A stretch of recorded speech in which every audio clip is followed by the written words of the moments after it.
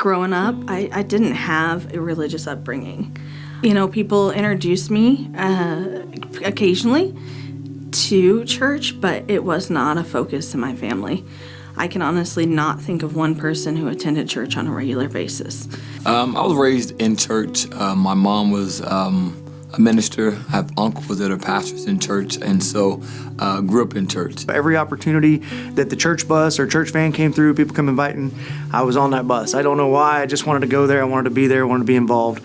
At 8 years old, when we stopped going to church, my father began to drink a lot to mask a lot of the pain from his own past, and began to be very abusive to me and my mom.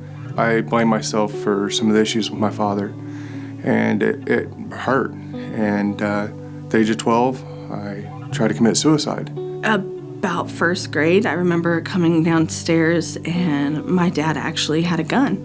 And he had that to my stepmom and himself.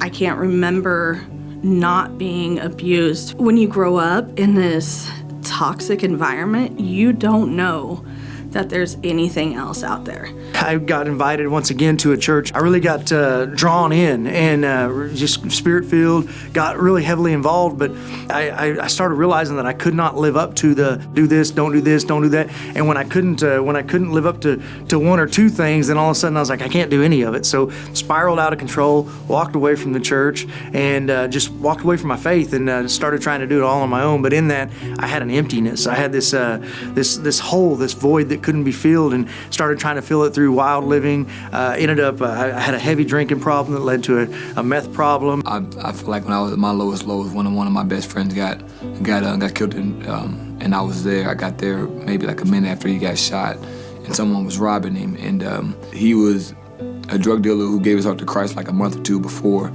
and then someone tried to rob him for drugs and money, and he was telling them like, I don't do that anymore.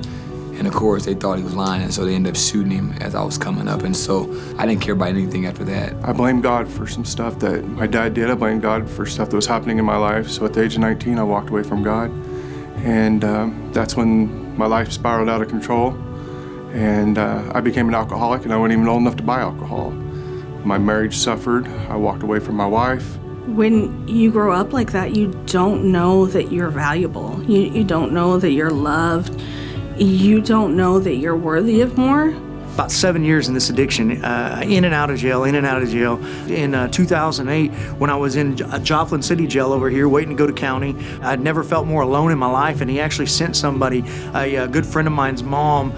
She was like a ministering angel at that time. She came and she told me, she said, the Lord wanted me to tell you that you are not alone. And literally at that moment when that person came to visit me in the jail in Joplin City, literally at that moment I was contemplating killing myself. I was looking at the sprinkler system, and I was going to hang myself literally at that same moment. After about a year being gone from my wife, I didn't know what to do. I called her. I said, I want to work on things.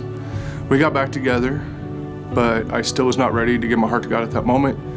And it was about 3, maybe 4 years later, after her begging me to go to church over and over again, I finally opened my heart up and went into church. I kind of challenged God. I said, if you're really there and you really love me, you're going to have to prove this, because I'm not giving my heart back to you like this. I always knew that the Bible said He'll never leave us nor forsake us, but I didn't feel that way. I felt like that I was by myself. I felt like I was all alone. And so that was one of the things where the devil comes to kill, steal, and destroy. He likes to isolate us. And I believe now I can look back and say that was the time that he really isolated me and made me feel like that. And but I felt like everyone turned their back on me, and especially God. And I'll never forget sitting there and the first song that started to play, but yet God was convicting my heart, and He just kept telling me, he said, Sonny, you tired of running? All I remember is there was no altar call, no nothing. It was just the first song playing. I left my seat, ran to the front, dropped to my knees, and just began to cry out to God. So I was on my way back from playing professional basketball in Santiago, Chile. I was asleep on the airplane, and if you ever flew overseas, you have a television where you can watch television. Then you have a little TV that shows the plane where it's at if you're over the ocean or whatnot, whatever. And I remember watching, I looked over and I saw the plane and saw how far we had to go, and we were over the ocean. I remember telling myself, man, if this plane go down, a brother can't swim, and I'm gonna die. And so I asked myself, if I die, where would I go? And then I knew I wasn't going to heaven. And I blinked my eyes, and when I blinked my eyes, I feel like my whole life flashed. Me being in the streets, I've been shot at, been robbed with gunpoint, and I felt like God said, I've done all this for you. When are you gonna do what I need you to do? And my freshman year in high school, I actually followed some friends to a youth group. I had been struggling, self-medicating, pretty close to killing myself, but they just loved me no matter how imperfect I was.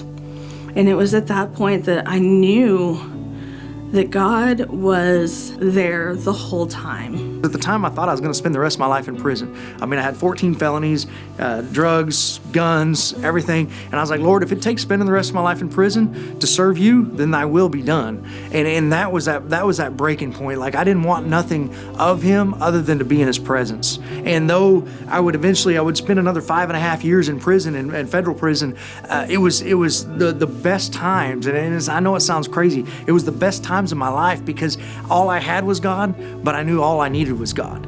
So here I am, and I remember just telling God, like, God, you can't use me. And I pretty much said out loud, I'm damaged goods. And in that moment, I felt like it was the first time I felt like I've been hugged. And I just, like he said, I need you. And I just told him, I said, okay, God, if you think you can use me, show me, because I don't think nobody's gonna listen. Everybody knows my past, and here I am today. If it wasn't for God's grace and mercy, I would not be married today. I wouldn't have my children. I would be an alcoholic, drug addict somewhere. I may be dead. I don't know. God's grace and his mercy has made me a survivor. There is no way that I could overcome everything that I've been through without knowing that he was there guiding me and making me stronger and preparing me for more. There's nothing you've done that's separated you so far from God that you can't turn around right now, and he's right there waiting on you, waiting on your repentant heart. You know, I'm not anything special because of something I've done. I'm special because of what he's called me for. He found me exactly where I was at. He knew exactly where I'd been. He knew exactly what I have done. He never left me. It's so hard when you've come from where I've come to know that you deserve to be loved. And even at my worst, he loved me. God is just faithful. And so I just want to encourage anybody that think when they're all alone, that's just alive from the pits of hell. Just be thankful for mercy and grace, because he'll never leave us nor forsake us.